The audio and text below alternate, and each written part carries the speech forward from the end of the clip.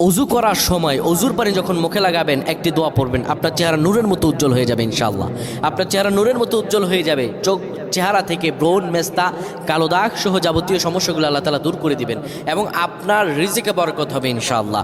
আপনার দোয়াগুলো কবুল হয়ে যাবে। অনেকের চেহারা সুন্দর কিন্তু তাকাতে ইচ্ছে করে না, মনে হয় চেহারায় নুন নাই, কিন্তু অনেকের চেহারাই কালো কিন্তু দেখতেও ভালো লাগে। যেমন এই যে বেলাল হাবশি, চেহারা দিকে তাকালেই শান্তির সুবাতাস বয়ে আসতো। সাহাবীরা যার চেহারা দেখে অনেক প্রশংসিত করিয়েছিল এবং যার কলব স্বচ্ছ ছিল।